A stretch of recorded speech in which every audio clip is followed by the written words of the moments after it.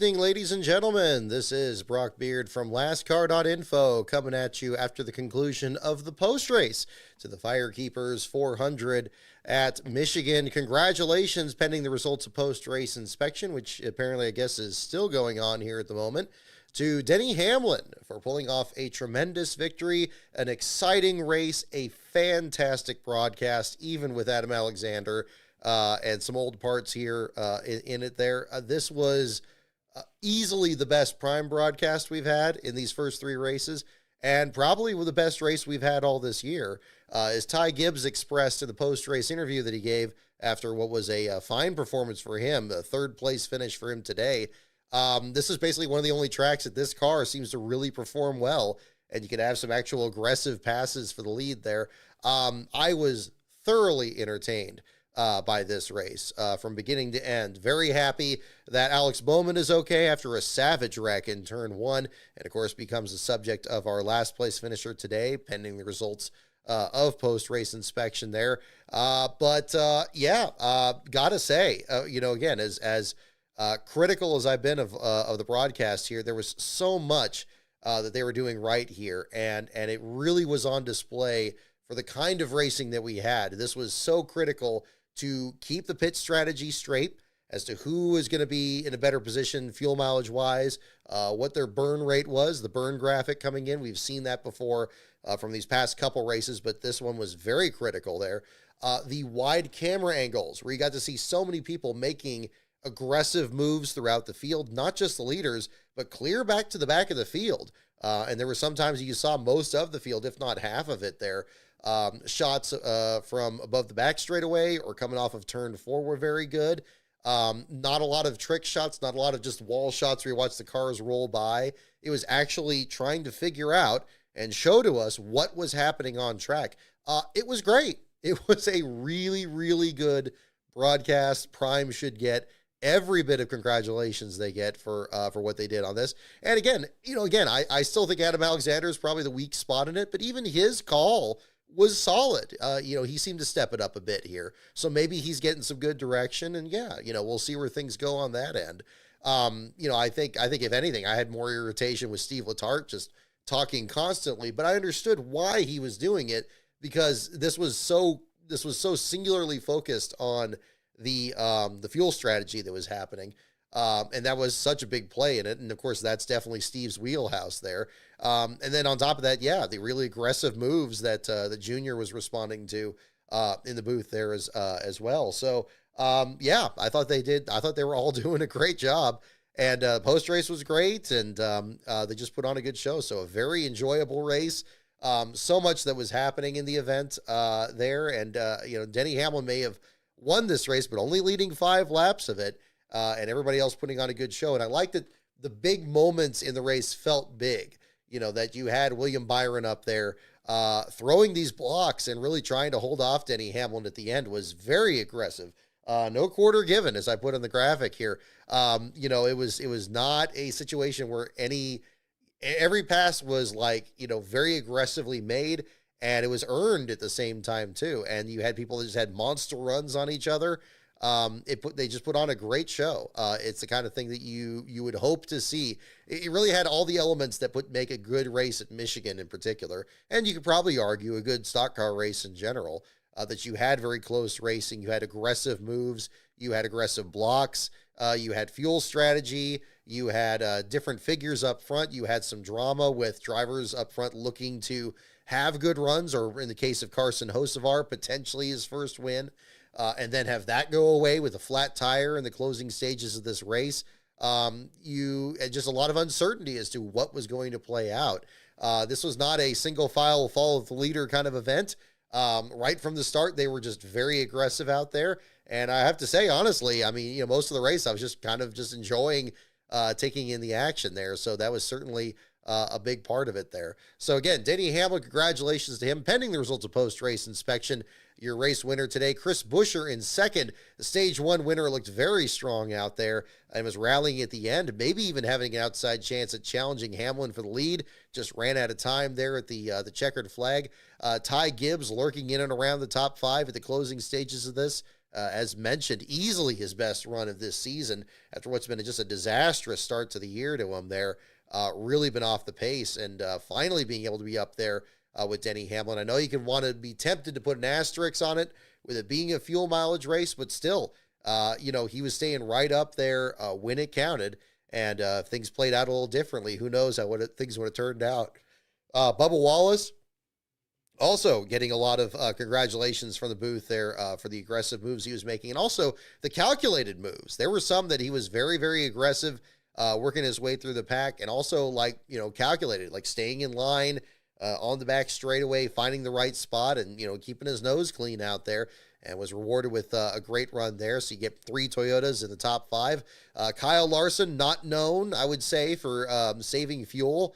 And indeed, in this case here, lost a couple spots in the closing stages to finish in the 5th spot there, but a fine run for him as well. Ross Chastain, Zane Smith, Kyle Busch, Ryan Preece, and Brad Keselowski got just ahead of Eric Jones for the 10th spot there on the final lap. Great runs for all of them. Zane, your pole sitter at Talladega, having the best run for Front Row Motorsports, a team that really struggled in this event between Noah Gregson's spin at the very beginning and the flat tire that really ruined Todd Gilliland's run and dropped him to the bottom 5 positions there. So certainly Front Row being able to get a good run there. All 3 of the RFK racing cars in the top 10. When you think historically about Michigan, you think about it being a playground for the Ford teams. And having a good race up there as well. Ryan Preece, I think he would go in the exact same category as Carson Hocevar, being very close to getting his first career win. We haven't seen Preece be as spectacular, at least in terms of competing for the lead, as we've seen out of Hocevar, certainly these last couple of weeks there for the 77 team. But Preece has just been, he's been right there, and, we'll see if the road course in Mexico City is going to be a factor in that. I tend to think that we're going to probably see a veteran win that race there with just all the factors that are at play there. But, who knows? Things could be pretty unpredictable for that event coming up next week. Of course, the teams already making preparations for that race, as we saw reported online here. A number of people tracking what was happening with teams getting their cars reorganized and getting the haulers prepared for the long journey across the middle of the country down to the border, and then further south from there to Mexico City for next week. So we'll definitely talk more about that here on the show this evening. But some great runs throughout here. Shane Van Gisbergen getting in the top 20, so that's a good performance for him. Certainly going to be one to watch in the series of road course races coming up here, starting with Mexico City. We'll see what he can do there as well. Chase Elliott, we saw glimmers of him up there at one point. He ends up back in 15th there at the finish. Ty Dillon was in the top 10 for a little while there, dropped back a ways, got 9th in stage 2, ultimately ends up with a 24th place finish there too. Very impressed with what he's been able to do with the 10 car. Not really the finish I'm sure they wanted, but again, I think that he and Allmendinger got something else that they're working out there. AJ with the 17th place finish there. But of course, your last place finisher, as mentioned, Alex Bowman with his 10th career last place finish in the Cup Series, his first since he was disqualified out of the playoffs at the Charlotte Roval last fall. Again, a brutal hit to the outside wall, stack up there going into turn 1. As you saw from some of the replay clips that I was posting there from the Max broadcast, you saw that there was a bit of a chain reaction. Looked like somebody got in front of Riley Herbst. Herbst backed up into turns 1 and 2. You already had kind of a side-by-side battle there with Suarez and Bowman there about the 28th spot. And then to their inside, you had Cindric and Custer. And it was just too many cars and too small of a space. One zigged, the other zagged. Pretty soon you had several cars sliding up the track, but Bowman clobbering the outside wall with the nose of his car. Probably the most damage we've seen on the front of one of these cars in a little while, reminiscent of, I guess, Cody Ware's wreck at Texas a couple of years ago. But again, good to see Bowman get out of the car. I mean, certainly, undoubtedly feeling sore after that incident there. Just frustrated for kind of just the direction his season has gone. Although, again, in the at least at one point during the race, still indicated he was going to be in the top 16 in points, although that cushion fading certainly there as well for last year's Chicago Street Course winner. So we'll see how things turn around at that point. Couldn't help but notice a lot of drivers around that bubble battle, in fact, do have last place finishes. So we see that that group is kind of clustered in there. Ryan Preece very nearly getting one at Talladega when he was disqualified with Logano, being in the next to last place spot. AJ Allmendinger with 2 last place runs this year, both due to engine failures. And then Bowman now in that zone there after what happened here today at the Michigan race. So a little bit of a tight battle there at the back. Cole Custer also involved in that incident. Team tried to get repairs done on pit road after the red flag was withdrawn, ended up going back behind the wall and ended his day. John Hunter Nemechek, after having a series of strong runs coming into this race, had just an absolutely disastrous one this time around.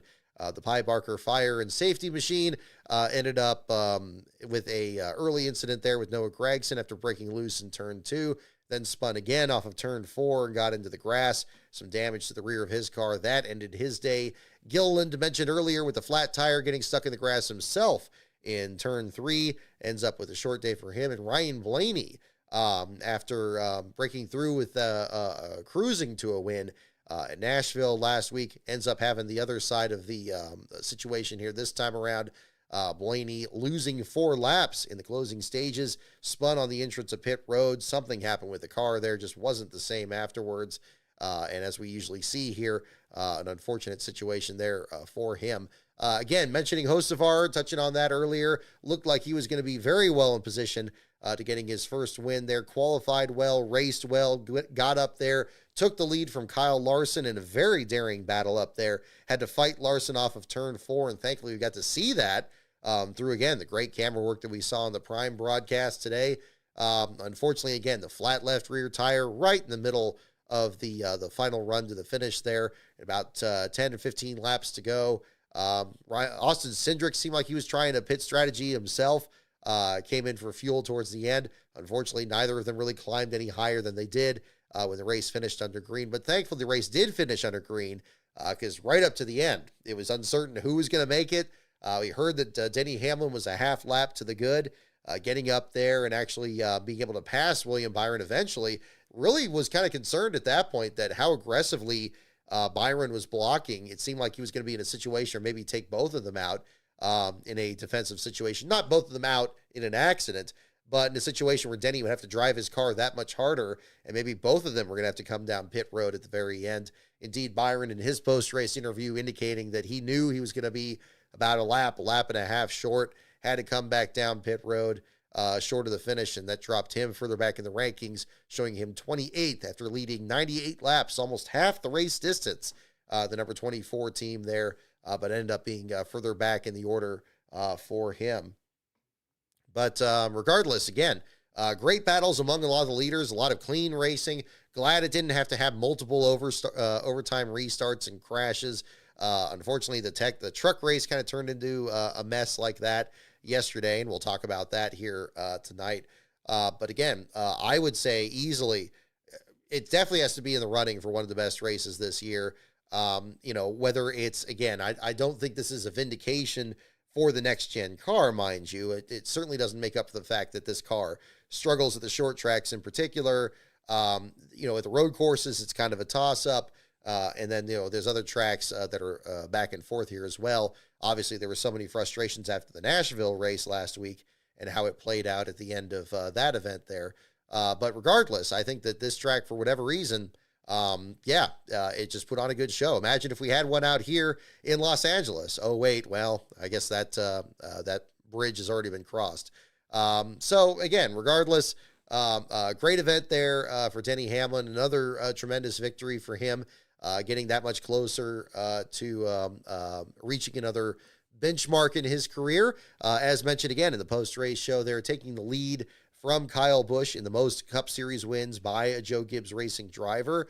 So certainly a big goal there as well, and him pushing further and further up the rankings to try to get into the top 10 in the wins total as well. And we'll see how things play out there, given the fact that we are just barely past the 1/3 mark of this season. So we'll find out how things are going to be setting up there as well. But yeah, very surprising, with this one as well. I remember growing up, Michigan was not a race that I usually was very excited about. except for the fact when it was the race right before Sears Point. I would always call it the 400 miles to Sears Point kind of situation, which incidentally is about the distance that you could go from the Bay Area down to Los Angeles. Really, again, I think whether it was the weather coming in the area, there was threats of rain earlier in this day. We had some rumors earlier in the week about maybe the race time getting moved up. Ultimately didn't happen. And it looked like they had some of the post-race being done in the shade there too. So perhaps that was an issue ultimately after the race had completed itself. But again, I think that, we just had kind of a little bit of everything. And it was nice to be able to say something about a large part of the field there too. I think a lot of the moves that you saw throughout the field made this really interesting. Josh Berry had some good moves. Beautiful paint scheme too, doing the throwback scheme. Kind of reminiscent of David Pearson's old Mercury there, but had a fine showing out there as well. Berry back in the 12th spot there at the finish, right behind Eric Jones, who again just missed out on a top 10 here after his great run at Nashville last week. That is for Jones there. Kyle Busch looked very good in this race as well. Probably one of the best races he's had this season.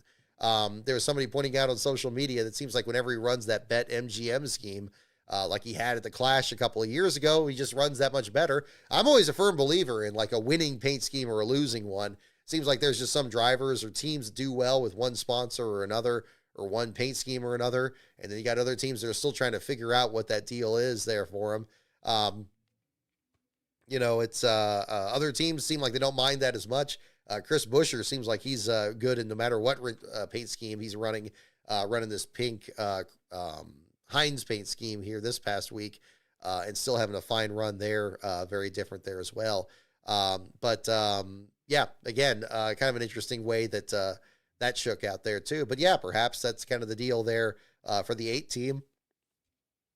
And we'll look ahead to seeing probably the next time that they're going to be running that sponsor later on this season.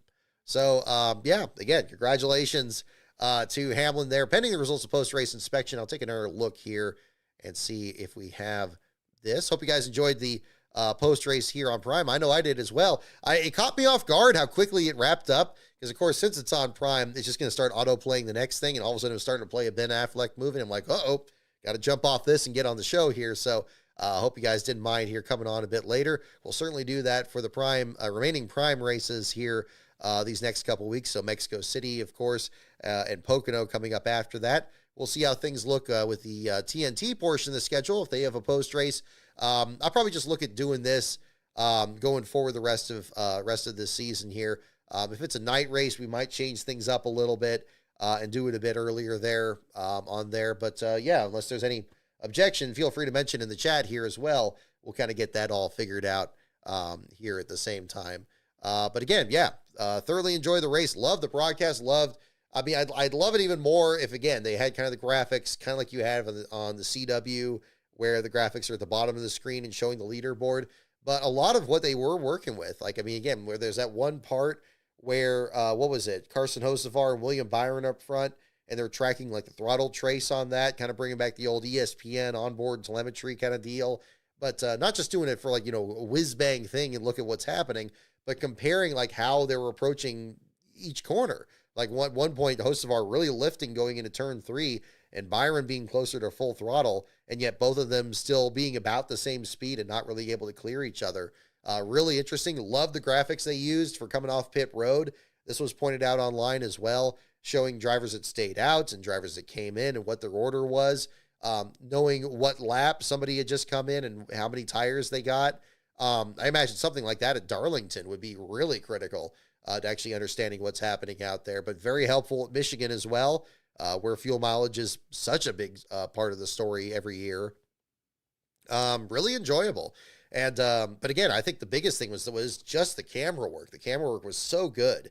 And having that uninterrupted commercial-free section at the finish of the race where things are picking up, and you get down to the last 40 or so laps, especially where you didn't know who was going to be making it to the finish and who was going to have enough fuel.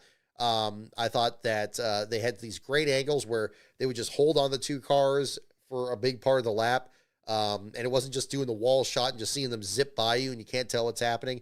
You would see little movements. You'd see if a driver bobbled, and opened up the inside and letting their driver get by. If we saw this in the Truck Series race, I think it would have made it even more exciting, because we did see some elements of this kind of racing in the truck race. Unfortunately, it just got crazy there at the end with the overtime finishes and so forth. But it really was enjoyable, and it was captivating to watch. And they're really kind of figuring it out. And again, the challenge is on. I know that we talked last week about the Larry McReynolds clip and kind of some of the concerns about, a TV broadcast and how there's certain limitations there. They're going to have to adapt or die on that one. That's going to be a really difficult situation. There are things that are, more allowable with a streaming broadcast. But these are things that, they could have worked within those paradigms on the old broadcast, and it just hasn't been the case. And now we have a format that really can kind of work itself in with these different formats and actually make it more compelling and make the information easier to understand and make the overall experience of watching the race just more enjoyable. And now they have to compete with that. And they only have themselves to blame for not only, not rising to the occasion within their existing limitations, which do exist, but, now falling even further back of it. So now the gap between the two of them is even more noticeable, even if you're not maybe necessarily as nitpicky about the broadcast as I am. It's getting noticed and people are really enjoying it. You got Ryan Fitzpatrick just tweeted before coming on the show here tonight saying like, oh man, I got to make sure I do one of these races before Prime's not doing these races anymore. So he's apparently looking to do Pocono. We saw John Gruden get a gift pack from 2311 just recently, and he's looking to do a race. It's getting noticed, and those are the kind of things that the sport should want and should accomplish. I've always said the sport has a ton of potential to it, and if it just had that little bit of care, like I said in my video back in 2019, saying like these little things are not little things in the larger scheme of things. They just got to be worked on that little bit more. You can get the sport, maybe not back to where it was in the late 90s. That was due to a number of different factors, but at least present it in the same sense. There's nothing that stops you from doing that. And that was what was so enjoyable. So yeah, probably the most enjoyable experience I've had watching the race in quite a while, certainly this year. And I know it sounds like a big exaggeration, but I'm not the only one saying it. People are kind of talking about this already. And I hope this comes across because, again, I am very critical of the broadcast, but this is why. Because when you see it done well, you're like, yes, more, please. Give me more of this. And maybe we fine-tune it. Maybe we find new little things that we can make it even better than this. Not saying that, that this was bad at all, but saying like, okay, yeah, now we can work on these aspects. Maybe we can work on, changing the graphics around a little bit, or which personalities you have involved in what they do, where, what the sound mixing is, or anything like that. It's exciting, and I'm gonna be excited to see what they do in Mexico City. Seeing this broadcast group for a road course, especially an international road course, it's gonna be great, and I hope that it's gonna be a really popular event this next week. It's gonna be definitely a massive undertaking for these teams and these drivers, not just the Cup Series, but the return of the Xfinity Series that was off for this week. It's gonna be a big challenge, and it's gonna be a long journey. But it's going to be something that, we'll be definitely interested in seeing. And thanks to those of you in the Patreon, patreon.com/LastCarOnBrock, you guys voted as to what my next starting grid video would be. This was the one that was postponed from Rockingham due to the limitations, especially when I wasn't able to get in the media center that weekend. It definitely made it impossible to do a grid for that weekend. But they voted to do the Cup Series race at Mexico City. And so I guess qualifying is going to be on Saturday. So it'll be a tight turnaround, but the plan is to do a starting grid video and release that either late next Saturday or the first part of Sunday there for those of you out there. And of course, if you're in the Patreon, you already get advance access to those videos as well as other videos I produce on my channel, especially if you're in the $5 level.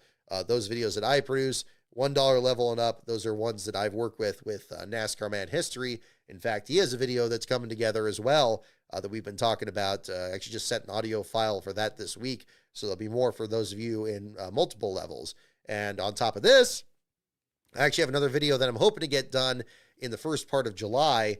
That'll be on the channel. It is not the 500 days or field fillers next. It's going to be another standalone video. But the reason for that video will become apparent coming up. And if you're in the Patreon, you already know what that subject is going to be. So just giving you an idea of some of the perks in there as well. And I'm also working on trying to kind of get some more going with that too. So it's going to be a very exciting summer.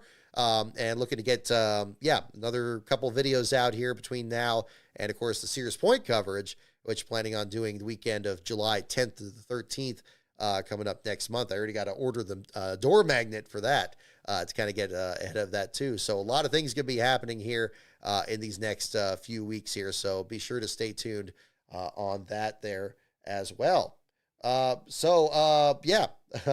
I know a lot of people I'm seeing in the chat here already. Not everybody excited about Denny Hamlin winning. I get it. There's certainly definitely an aspect of that there too. But regardless, I think that doesn't take away from the fact that it was an exciting race, and I think it speaks well to a lot of the drivers and really makes you excited about what we're going to get in these next few weeks. I mean, the Carson Hocevar story has been huge these last few weeks. He's been really exciting to see, and then we have on top of this. What's going on in the background too. I guess we got to talk about the NASCAR lawsuit here as well and the developments on this. The latest development on NASCAR's side here about the appeals verdict that is potentially going to remove the charters from 2311 and Front Row Motorsports as early as 3 weeks from now, which would be right around the Chicago Street Course Sears Point part of the schedule. Now, what this means for the structure of the season, again, that's the part I'm really curious about. And I haven't really heard too much more about this besides just mere speculation. NASCAR in the past has said, okay, well, look, if there's 6 fewer charters, then they're just going to run the series with 6 fewer charters. But what does that mean on the open end of it? We've had the situation of 40 car fields, and we've had 4 open spots. Now, obviously, 4 open spots is fewer than 6, potential teams now being added to the pool of open teams on top of Carl Long and the expansion teams for Trackhouse in 2311 and Beard Motorsports and these other programs out there. What does this really mean? I haven't heard a firm answer on this yet.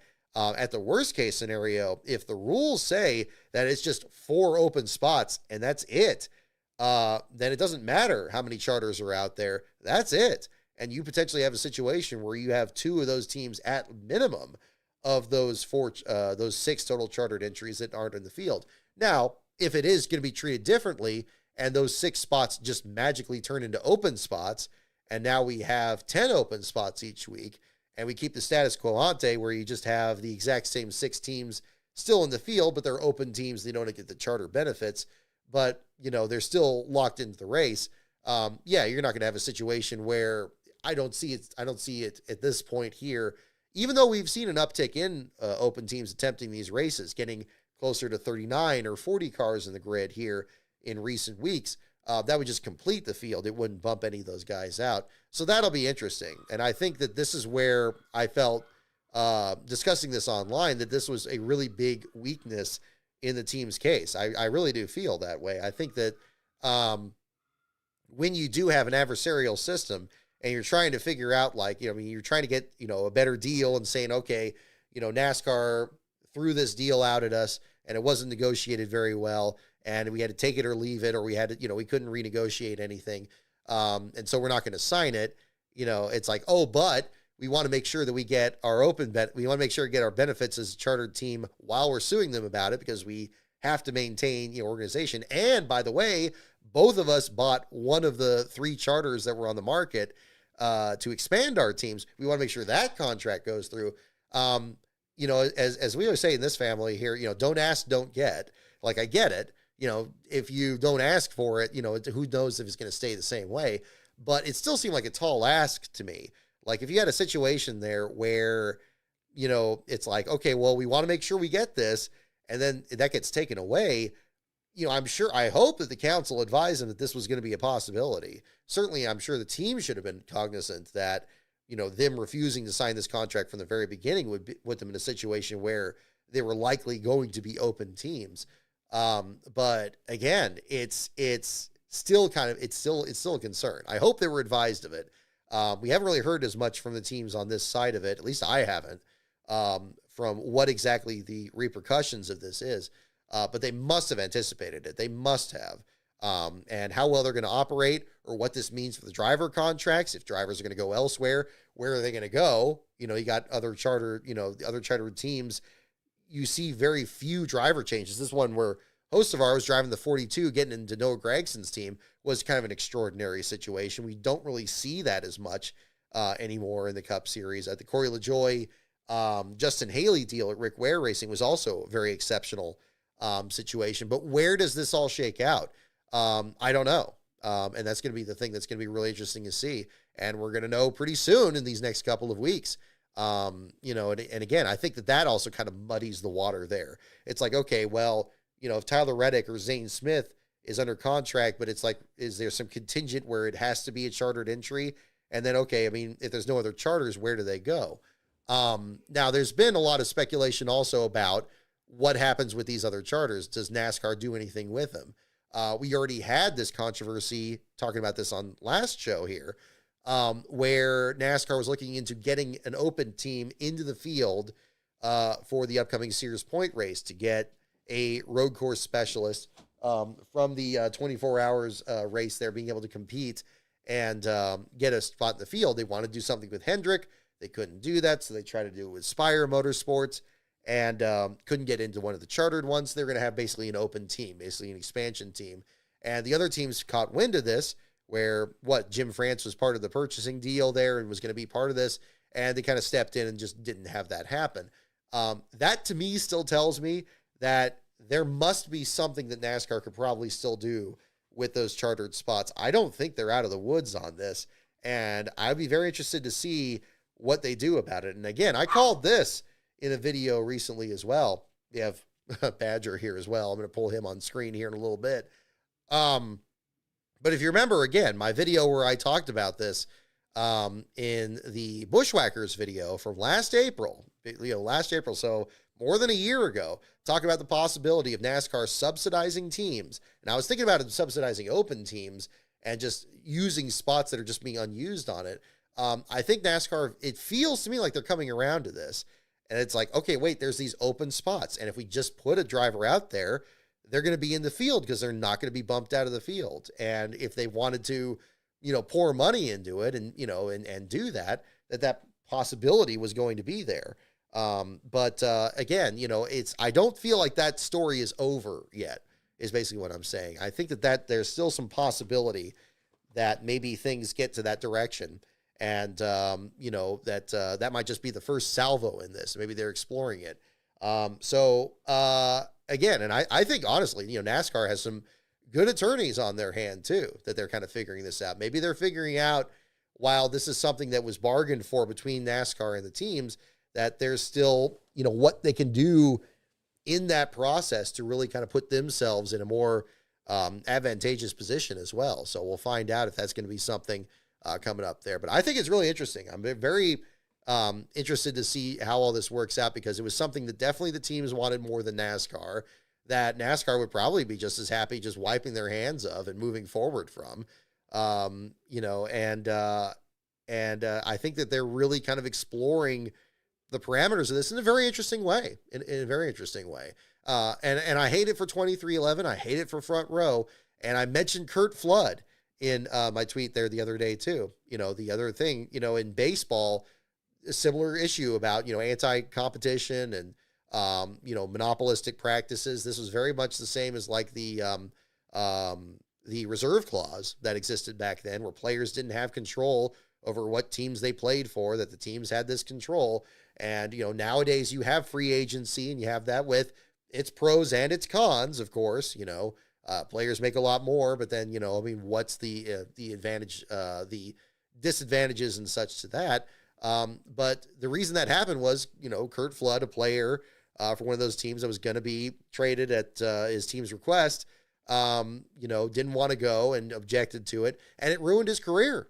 Ultimately, that's why you don't, you hear of Curt Flood in the context of a legal case, but it messed up his career. And, and I'm sure these teams, they have to know this, they're playing with, a very challenging situation too, because we're not just talking one person. We're talking an entire team with multiple drivers and their staff and the money that's at play. I'm not saying it's not a battle worth taking, that it's not something that they, if they do feel that they can get a better situation out of this, that's their right, and they should go for it. But it's a dangerous game, because when you get in the system can make mistakes, or the system could come down. You could have your case completely presented in the right and everything set up correctly, and then the judge just goes the other direction, and you maybe have the wrong judge, or wrong case citing, or something just comes up, or they just don't rule in your favor. And then, what's the situation? Do you go back and just take the old charter system, and then you're not able to sue about it again? What's the situation there? So it's as if there was ever any doubt in this case.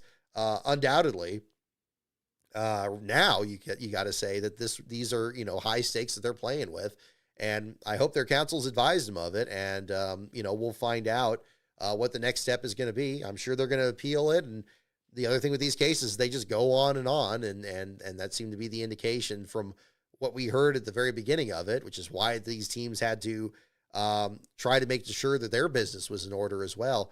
But who knows where things are going. But I think that NASCAR is showing some interesting strategy in this, and knowing that that's a really critical element there, that, again, that they have the ability, and again, not in any illegal way or anything like that, but, acknowledging the fact that the teams were this concerned about making sure they still had the benefits of the charter system, even though they didn't enter into that contract, and being able to also expand that interest in that system by acquiring this other charter.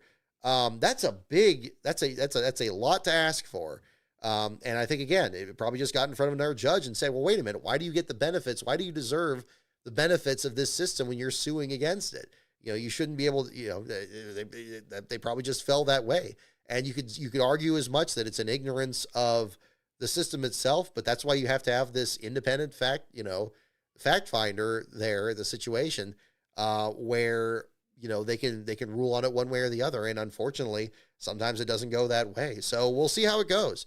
We're going to know in very short order here in this next month or so, what the effect of that is, and where the case goes from there. But I think that's a big moment that cannot be diminished. I don't think that was a small story that happened. I don't think that's a small part of it. It really goes kind of to the heart of what the charter system is, and how it exists, and where we go with it from here. So we'll find out if that's going to be the story going forward. Yeah, this is bigger than the one team. It's the whole sport. Yeah, no, it's a fair statement, Beast of Metal. I mean, it's always been this, there's always been this, battle between teams and the drivers, teams and the sanctioning body here, specifically, that, the sanctioning body needed teams and drivers that were, regular competitors in the sport. And, going from owner drivers in the sport at the very beginning of it to now multi-car organizations, and having their influence and their sponsors, and the concept of franchising things. I mean, I think NASCAR Man History posted articles about Richard Petty exploring the concept of franchising and discussing that. What the direction of the sport is, and who has the power, to do what. It could well hinge on this. And this was a big step on that side. So I hope that, I hope that things work out best for all that's involved, the teams and NASCAR themselves. But yeah, this was a big swing, I would say, in this case. I don't know if it's been the biggest swing in it, but it definitely adds a layer of complexity to it that should be anticipated by the teams, but probably is going to put them in a difficult situation going forward just to operate the team. Nevertheless, pursuing the case there as well. So we'll find out. I think that's going to be interesting. We'll jump into the Truck Series race here as well. I want to kind of hit on that. First and foremost, congratulations to Stuart Friesen for pulling off his first win. We have a first win in years, that is. Driver, much like Tyler Ankrum earlier this year at Rockingham, breaking a losing streak of over 70 starts. So congratulations to Friesen for pulling off that win in dramatic fashion. Again, much like we saw in the Cup race today, although with a bit more difficulty, with the camera zoomed in too far off of turn 4, and just a completely different approach to the camera work and production that we saw in this race. Aggressive moves throughout the field, a very tight battle up front. Truck Series has put on some of the best racing this year, which has made it just a crying shame about these remote broadcasts and these just absolutely terrible commentary. There was a great video that was posted on Twitter here comparing the play-by-play for both the radio and the TV broadcast, not even in the same galaxy of what was happening there. And again, I think a great TV broadcast probably be better than both of them, honestly. But some great battles up front. And unfortunately, things kind of boiled over there at the end. The big pile up coming off of turn 4, both of the drivers in the second row, all 3 of the 4 Tricon Garage trucks caused this huge mess at the start-finish line. Mentioning, was it Tanner Gray leading a lap there by spinning backwards across the line, but then getting so much damage that he dropped further back in the field there. Corey LaJoie, seeing him in the broadcast here today, coming very close to winning in his first truck start in a while here, reuniting with the Spire team in the 07 truck, found himself on the front row, just couldn't quite swallow it there at the end, just didn't quite get the finish that he was looking for. Did lead 12 laps, but dropped back to 5th there still. A solid performance for him.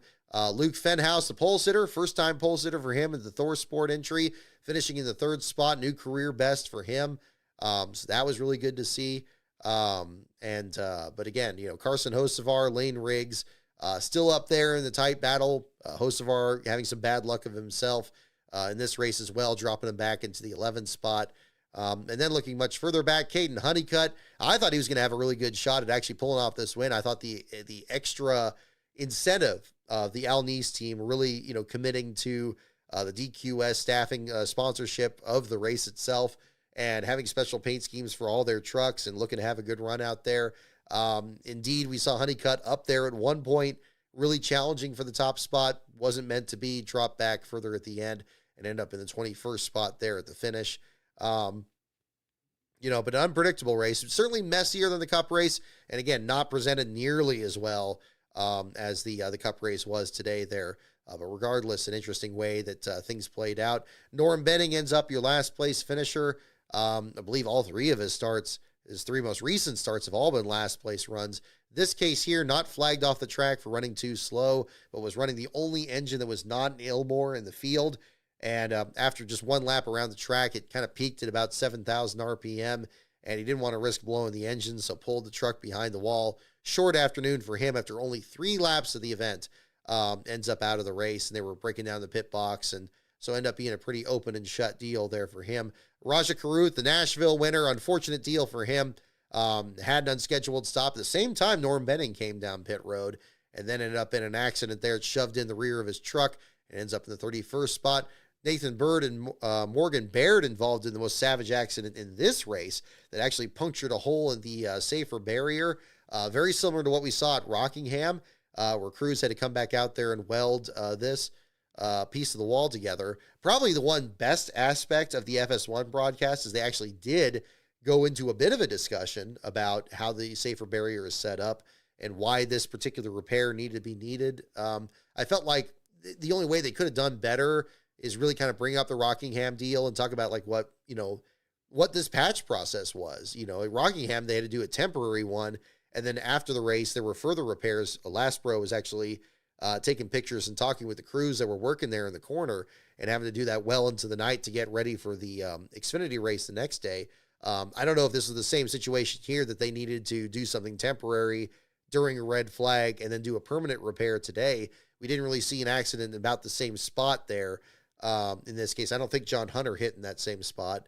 But regardless, it just showed like how much damage can happen to the exterior face of that. You usually see an incident like Alex Bowman's today with, clobbering the outside wall and, still not causing that much damage because it's designed to bend. It's designed to deform. But I think just like anything else, you get like an old rubber band, and it could stretch and contract and so forth. But then over time, it could just, starts cracking. It loses that ability, that elasticity, and it'll break. It'll snap. And then this is just probably the same situation, even with these metal girders, these hollow tubes set up in the system. with the styrofoam set behind, we know the foam has to get replaced because it can crumble and deteriorate, and you want to make sure that that element of the crash safety device still works. But it's interesting to see this come up because it has been more of an issue at these tracks. And it's interesting to see it both at a track recently reactivated like Rockingham and also at a track like Michigan where, it just has one date a year, but it's still a fixture on the circuit and has been open for everything that it's been doing here at the same time. But regardless, again, Norm Benning, your last place finisher. Lawless Allen completed the bottom 5 there after he clobbered the wall off turn 2. So just a rough day in general for the Tricon Garage effort. But again, congratulations to Stuart Friesen for the win. And again, I'm seeing in the chat, looks like we might have a call on the cup inspection here. And we'll check that. Yes, indeed. 22 minutes ago, tech is clear. No issues. Hamlin is the winner. No cars to R&D. So this posted on Bob Pockrass's page.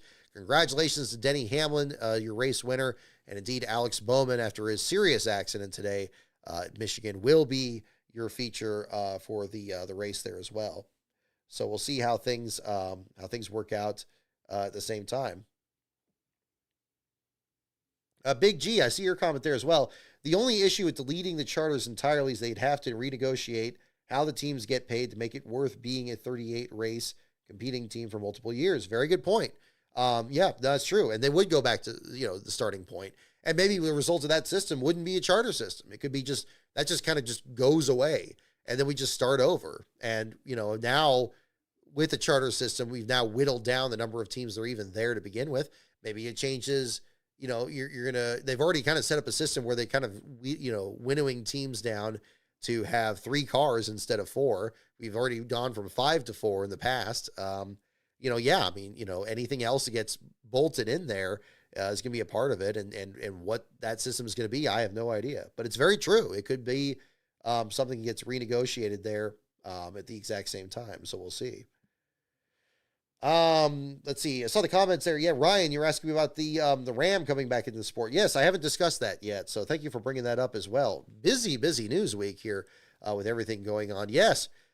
So definitely the worst kept secret, I would have to say, from these last several days. We had the leaks this past week showing pictures of this truck days before the announcement earlier this morning. But regardless, reminiscent of 2001 and the announcement of the Cup Series, bringing back the Dodge brand into the sports. So far, that's not the case.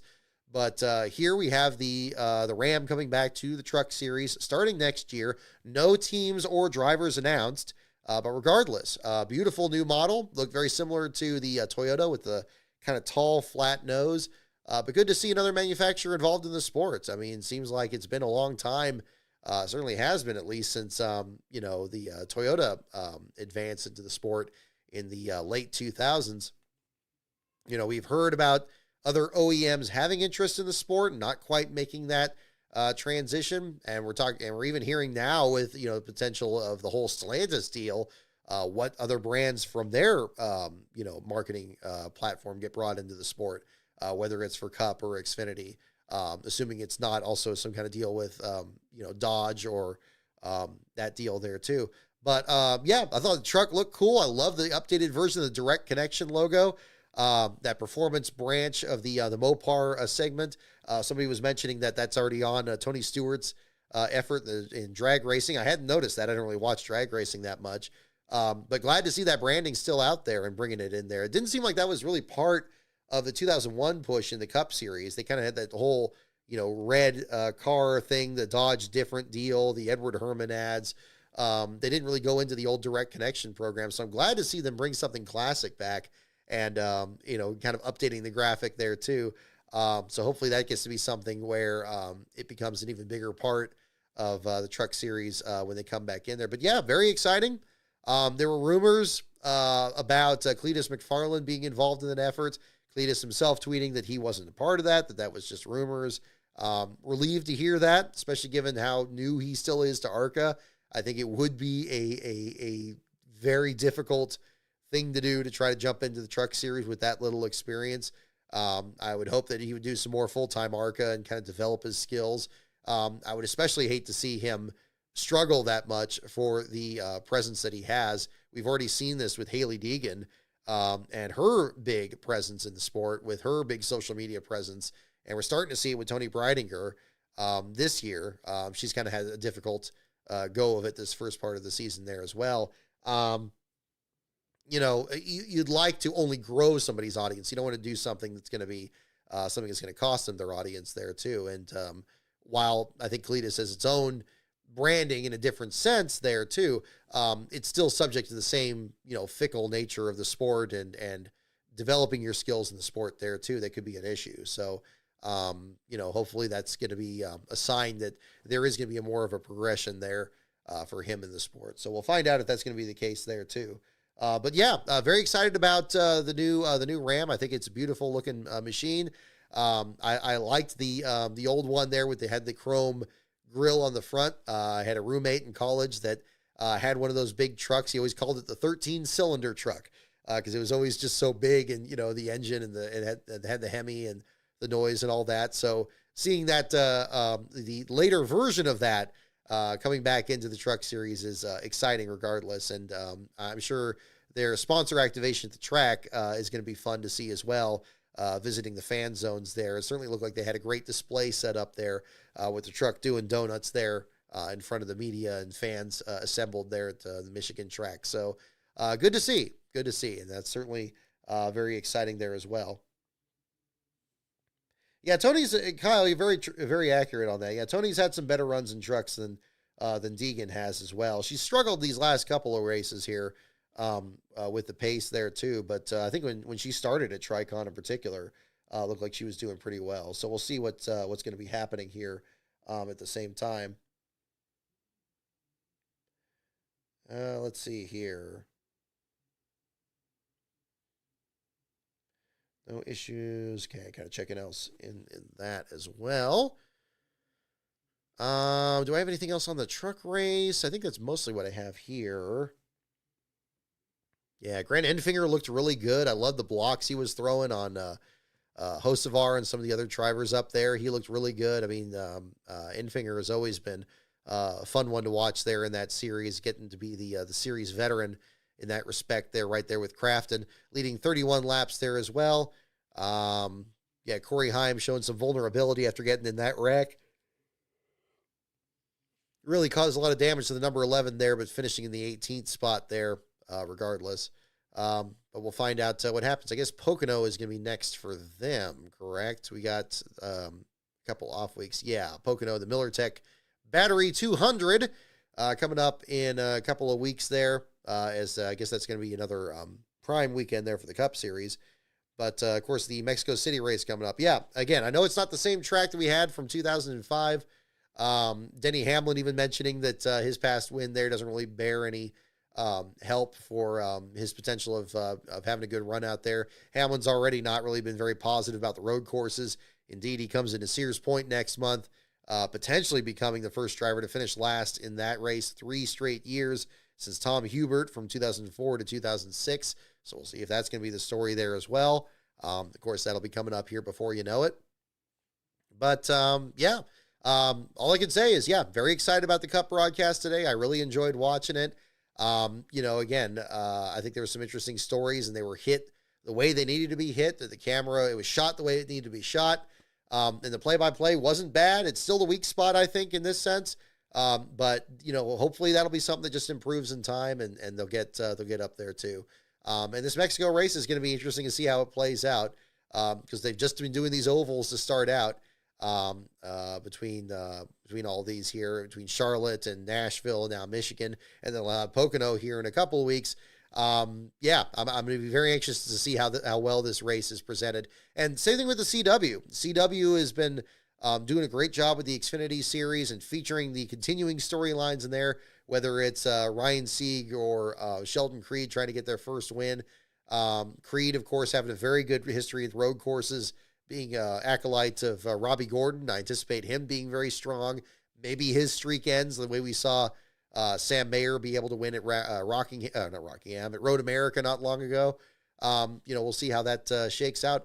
Very excited to see what we get. And that'll start with the entry list this week. and who's going to be on it. We know Daniel Suarez is going to be running all 3 races, including the NASCAR Mexico race next week. Yeah, I love road course racing. I love the physicality of it. I'm glad the Xfinity Series is part of this because they put on such a good show out there, and I hope the Cup guys are capable of doing that too. But we're going to find out, and that's going to be in short time, and we'll be talking about it here on the show here as well. Again, after the post-race show, we'll do the post-race show on Prime, and then we'll jump up on here afterwards. And if that works for you guys, that works for me. I was able to kind of get a head start on the article here before the show here tonight, so that worked out on my end as well. And we'll just keep trying that coming up here too. So if you guys have any other questions or anything I missed on the show here up to this point, feel free to jump in here in the chat. I'm going to do some trivia questions here for the latter part of the show. I think I have a super chat I need to jump on here as well. But thank you guys for tuning in. We got the old Trivial Pursuit deal here for the late 90s.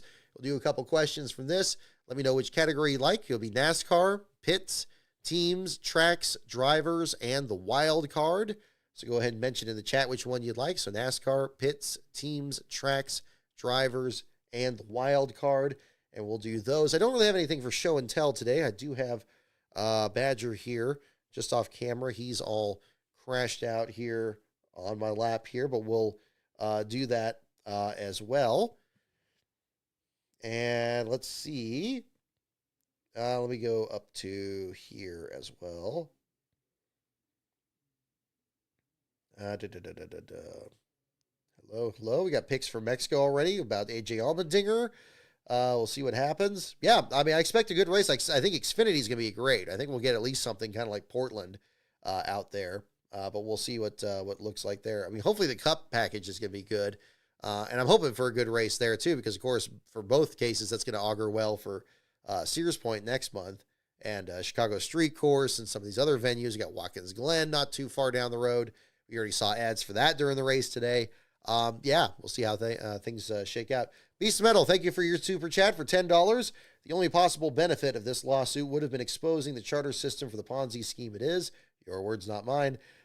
Too bad we don't have functional financial regulators anymore. And then I got your definition there of a Ponzi scheme. The victims are lured in with promises of high or at least steady return. Scheme works by paying withdrawal requests from new capital inflows. Charters can only pay back the owners who want to cash out if there's another person looking to buy in. Running a team is unprofitable. Tell me how these two things don't make it a Ponzi. Yeah, I mean, no, I'm with you. I know you and I have both commiserated about this charter system here right from the start, really, in these streams. And I do, again, thank you again for the super chat there. Again, I don't know how much further down the line that aspect of it is going to be analyzed. Probably if there is going to be any vindication for that, it probably would be the dissolution of the charter system, and NASCAR and the teams have to go back to square one and figure something out. And that may just be whether that's killing the golden goose for the teams, or it's potentially the beginning of something better. I don't know. I saw a comment in here as well, and I definitely agree with it, that, new teams are only going to come if there's, more money in the sport. I agree with that, and I'd hope that maybe we're on track for that again. I know there's some unpredictabilities in the economy for sure. I'm certainly no economist when it comes to that aspect, but NASCAR has always, again, had this reputation over the years of, again, being able to ride out these storms, whether it's a start and park team or just having short fields for a while, and then they come back and maybe new people invest or they merge with other programs. It's always been a state of flux. It's always been back and forth. It's never been, they always have this illusion they could just keep it on the same line. We're always going to have 36 top flight teams. And we don't have that now. We don't have that now. We didn't have that in 2017. And that's just the way it's going to be.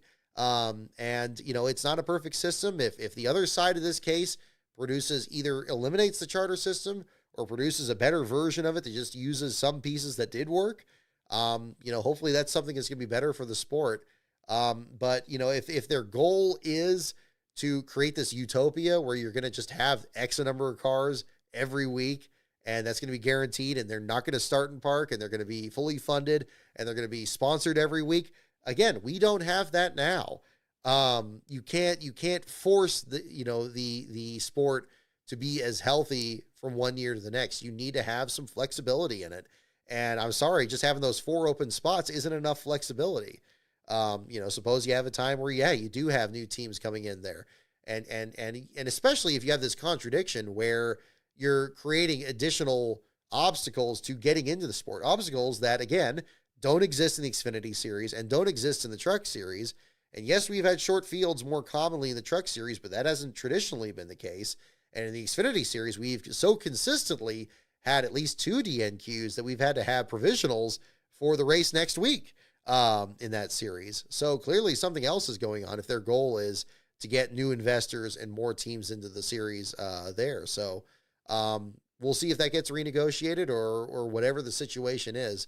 But again, I think the financials of it, I've not been happy about it from the get-go. I especially didn't smell right when you had, you had Rob Kaufman investing in Michael Waltrip Racing, and then immediately gets this charter, and then the moment it hits his hand, he sells it and gets rid of it. That sounds like a golden parachute to me. And then whatever happens to everybody else that's just stuck with this system, that's just what happens. And yeah, you got some that maybe you're happier with than others. It was a windfall to teams that were never going to shut down, that were never going to be short on sponsorship. And then smaller teams, they ended up, closing and collapsing and merging. We've gone down this road plenty of times, but I appreciate, again, thank you for the super chat there, Beast of Metal. Definitely agree with that side of it, but we'll see if that's going to be the situation there. But I'm still curious where we're going to end up on this in these next couple of weeks, and whether I could see NASCAR, if they wanted to, they could say, okay, yeah, it's going to be 30 charters and 4 open spots. And then all the other teams like, well, wait.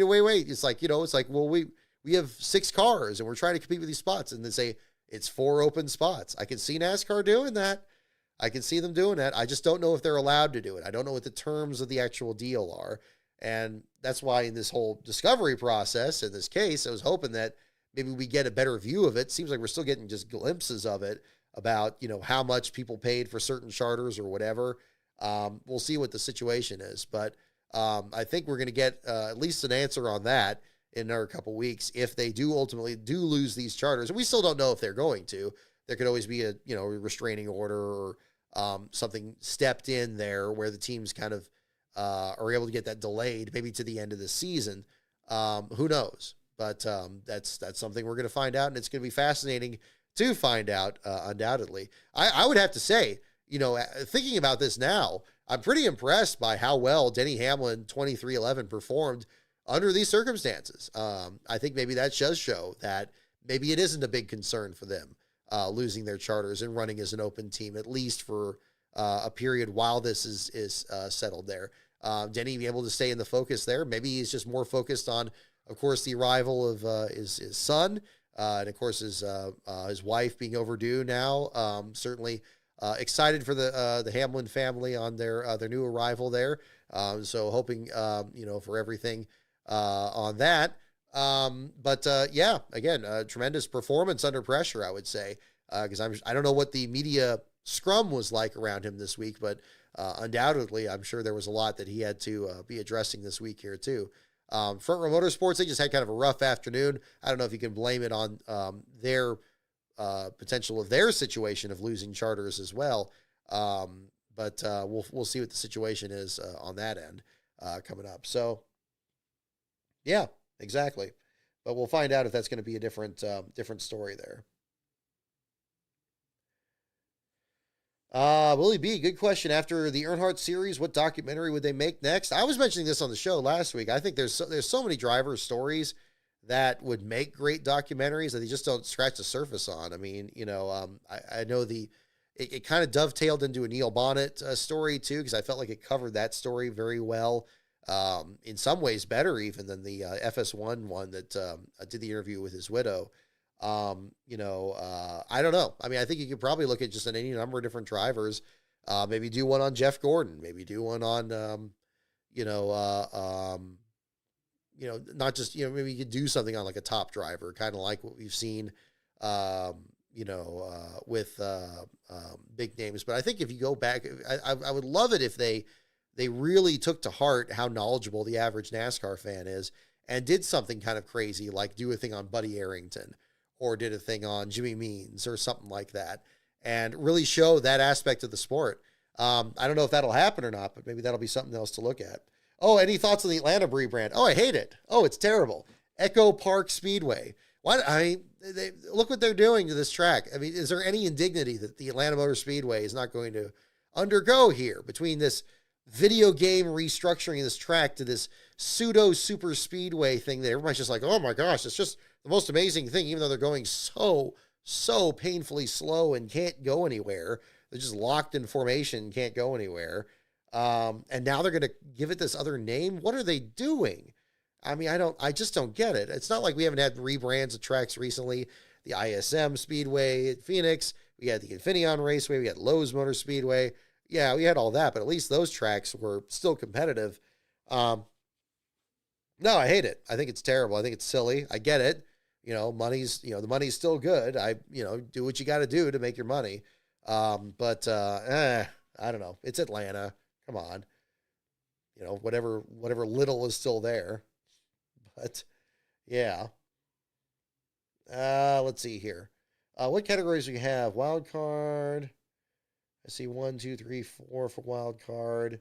Lake Speed, yeah, that would be fun. David Pearson, yes, that would be good, Willie. Yeah, something like that too. Yeah, they need to make something, really something unusual. That would be a lot of fun. So we'll see if we get something like that. I think that'll be interesting. Alrighty.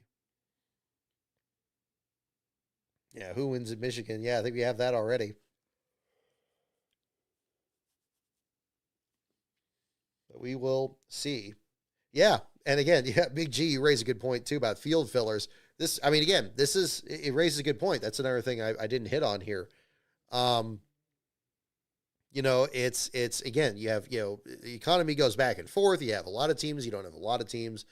You have low points like 92 or 2004 or 2009. Then you have high points like 94 or 2007 or 2011-ish, maybe more like 2012. 2012 probably had a really good amount of teams there as well, at least in the Cup Series. Those are times you just gotta roll with, and hopefully they do. And one example we have of it is the field fillers.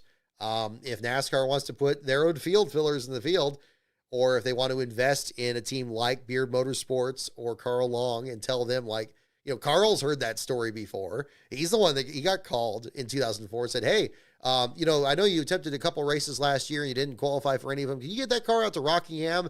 Because we only have like 35 people attempting a 43 car field, and our TV contract allegedly may or may not require a 43 car field. So can you get out here and at least run a few laps? And then him and Andy Hillenberg racing until Long's car got flipped on the back straightaway. We could have a situation like that, and they could just turn those charters into field fillers. Who knows? What was said so far back in the sport's history, fans notice when there's short fields out there. Fans notice when there's not that many cars out there. They can't sneak by and just have like 30 cars out there. People are going to be like, wait a minute. Like, why are the fields are getting smaller and smaller? You want to see a lot of different drivers out there competing. You want to see close racing, and you're not going to get close racing at these tracks if you don't have that many cars out there. Used to be we had 43 cars everywhere, and I think that's still felt by some fans out there too. They've managed to make it seem normal for there to be 36 to 38 cars out there, but let's see them try to do that at 30 to 31. I think they're going to have a hard time doing that, and so maybe they would turn a blind eye and just have those two teams enter three open cars. That's the other piece of this element that is an issue. It's like, okay, maybe they continue to operate as an open team, but are they really going to run 3 cars each? Like, I don't see them sticking around with at least the pay driver spot there with their 2 cars. And then even then, maybe just run 1 car and just kind of keep your foot in the door and then just get what you can do. I mean, it would suck for teams competing for the playoff spot, especially if you have playoff caliber drivers like Tyler Reddick or Bubba Wallace or anybody on front row there as well. It's a rough situation, and it could go any number of directions depending on what they're allowed to do, or just what they feel like doing. I don't know where this is heading because we don't have all the information in front of us on that. So we'll see what the story is. Yeah, I'd love 43 car fields, But we'll see what the story is there too. Yeah, thank you. No tires, just gas. I see we have a call on inspection already. Oh, and Badger's awake here, buddy. How you doing? You want to see? You want to see the folks? You want to see the folks? Oh, you're right by the microphone. There you go, buddy. How you doing? How you? Oh, there you go. There you go. You want some wild card questions here to wrap up the evening? We got the NBA Finals tonight. Is that tonight? Which game is it? Is it game one tonight, or is that start on Friday? We'll see. I know that's pretty hype. I saw a lot of the very emotional posts from the Pacers fans there. There he is. How you doing? How you doing? Liking the new setup? Okay, good. I'm glad. I'm glad you like that there. I was trying to, I know the camera kept shaking when I had it here, and I think it was a little bit too much just having it stare at me. So putting it up on this and kind of getting it down here. And I also switched sides. You'll notice there's a different quilt here next to me, behind me. We're back to this side of the room here on that. So we still do have the NASCAR quilt. We can do a little bit of a tour here and bring that back up. So there's the other side of the room. So we can swivel this. Don't have we'll look at doing automatic control here for this probably down the line, but in the meantime, we're just going to have to figure that out.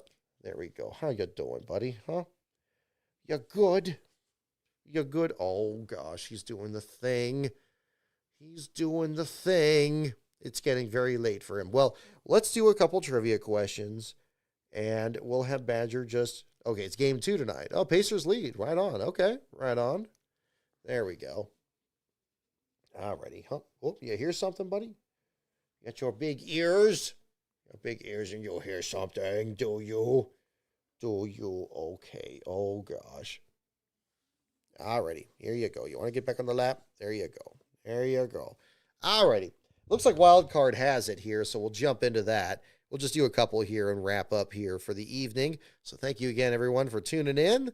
And no, this is good. I'm comfortable with this. This actually lets me get my thoughts together a little bit for the show.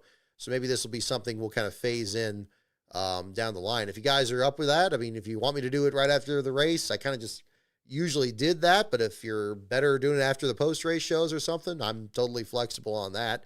So we'll figure that out. We have about the same viewers here, which is good. So that's good. Yeah. Okay.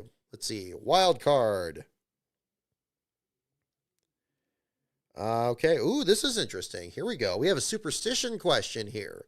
What denomination of bill do many drivers consider to be bad luck?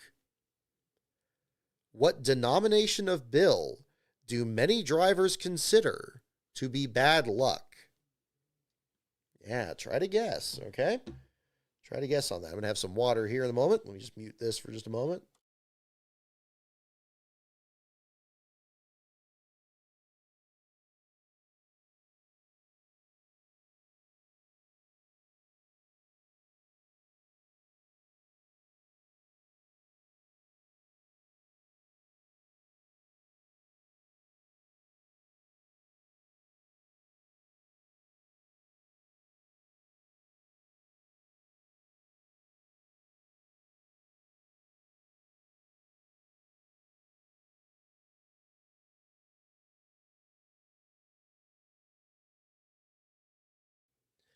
All right. What denomination of bill do many drivers consider to be bad luck? I have heard of this one. I think I know the answer.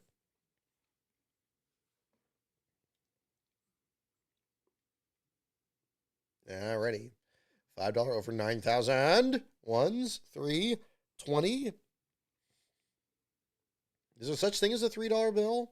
I've heard that in expression, but I think it's I don't believe that's yeah, around, yeah, $3. I'm with you there. Yeah, $2 bills. Yeah, they've had those. 69. All right, yeah, everybody's having fun. Okay. All right, here we go. What denomination of bill do many drivers consider to be bad luck?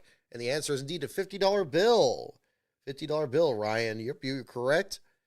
Dale hated $50 bills. Wouldn't have anything to do with them. I believe J.D. McDuffie had that too. I think that came up in that. I wonder if that's like a Southern thing because it has U.S. Grant on it. I assume maybe that's a Civil War thing. I don't know if that's the story. Yeah. Well, then, yeah, the green and the peanuts, that's definitely another one, too. Yeah. Yeah, Earnhardt was part of that, too. I mean, the green, all that on that, too. The $50 ones extend outside of NASCAR. Okay, so it's not that. Okay, I wonder. Yeah, if anybody has a story on that, feel free to share because I'm not sure. I'd always assumed it was like a Southern thing or something. That maybe it was just something in general. But yeah, especially in a sport where, yeah, you have to just barely make ends meet. I think any money is good money, but they don't want it in the $50 bill. Let's see. But yeah, if it extends outside of NASCAR, then it probably wouldn't be a Civil War thing. Do.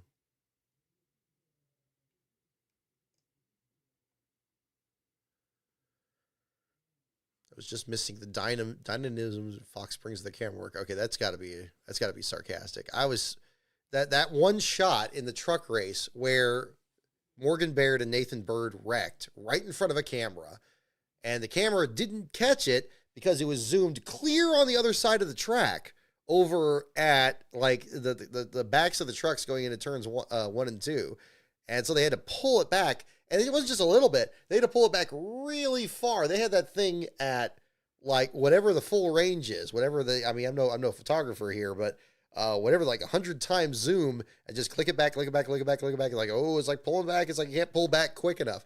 The speed of the wreck was faster than the zoom could pull back. And so, of course, they missed the accident. You don't know which truck actually pierced the wall. Looked like it was probably Baird's because I guess they had a lot of damage in the back there. But, yeah. Let's see here. And ready.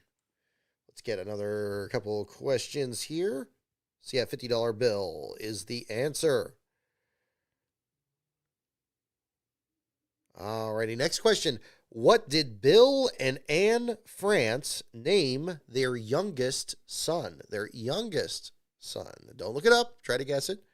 What did Bill and Anne France name their youngest son is the question.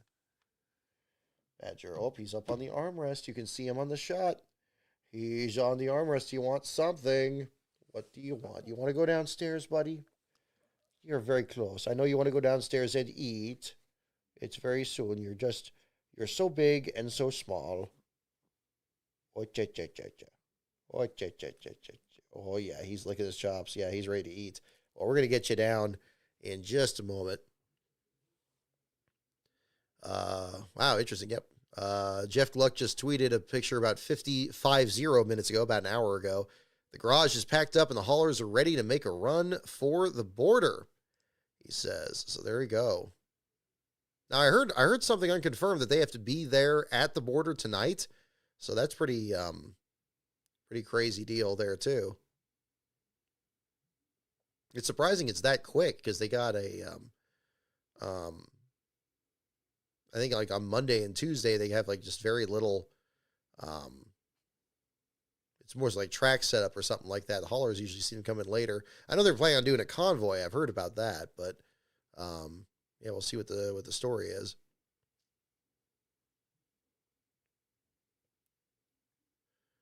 Let's see here. 50 minutes ago, unlucky. There you go. Get it, Austin. Right on. Any idea Chase Elliott's lack of speed? I don't have a clue. They showed him on pit road. They showed him make a pass, and I was like, oh, wow, Elliott's actually doing pretty well. And even Adam Alexander was kind of beside himself. And then he just dropped off the face of the earth. Incidentally, a really ugly paint scheme, too. I know that was the one that the UniFirst scheme that they ran, the throwback to the Ken Schrader scheme that didn't look at all like the 25. And this one was even worse. Like the two colors were too close to each other. And I guess it was supposed to be green, but it looked like gray. It was just not very appealing. That's yeah. There's schemes I like, and there's ones I just, I'm not crazy about. All right, here we go. Do what did Bill and Anne France name their youngest son? And the answer is Jim. Jim is the correct answer. Number of you got that. Jim is correct. Ryan Moore, I think you were the first one on that. No, Charles Peterson Jr. You were the first one, I think. Yep. Then Glenn 7000. Beast of Metal, you got James. You're like right there. Excellent. Alrighty. All right, let's do one more here. Ooh, here we go. This is nice. These are good wild card questions. What does Jimmy Spencer claim is his favorite board game? We'll make this the last question tonight, folks. What does Jimmy Spencer claim is his favorite board game? Don't look it up. Try to guess it. It's a fun one. You like board games, Bad G? Do you? Do you? Or just want to stand on the armrest? Don't look at me like that. Don't look at me like that. Don't look at me like that. Yeah, the Hendrick schemes have been pretty bad. Jimmy Clement, seeing your question there. My opinion of NASCAR not posting the prime races on the YouTube page. I don't know. I hadn't really noticed that, to be honest.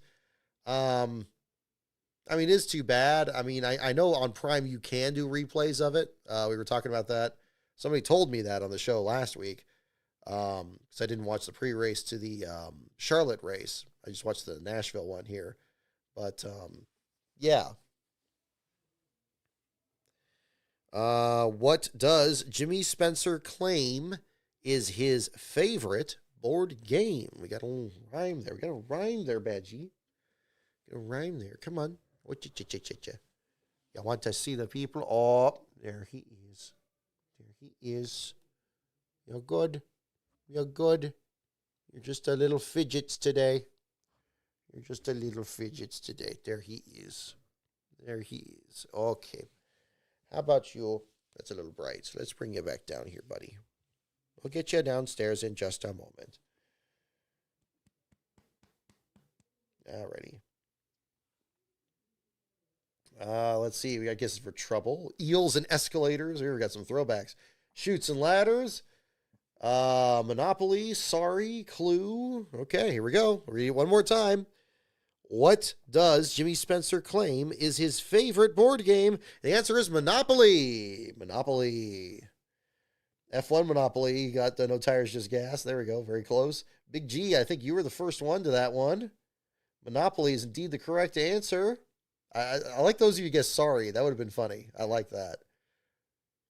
But he likes Monopoly. So there you go.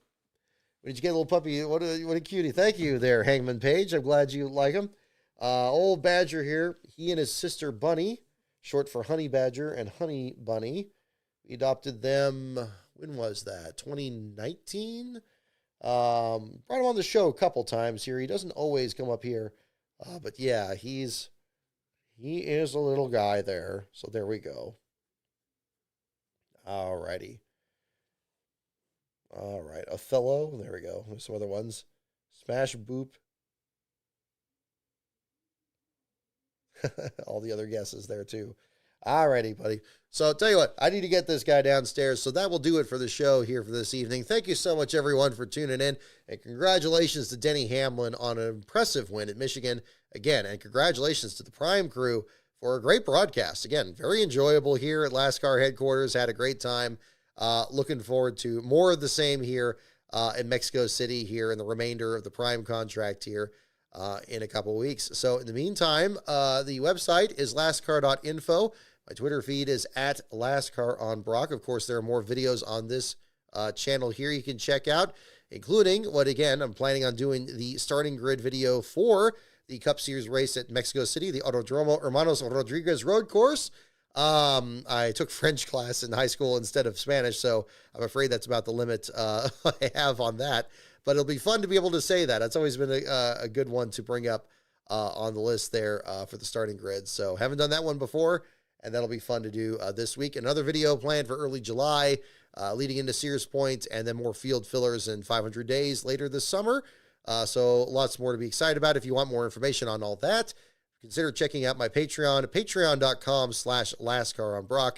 You can join for as little as $1 on there and get you some LastCar perks along the way. So thank you everyone for tuning in. Have a wonderful evening and a safe week, and I'll see you all next time.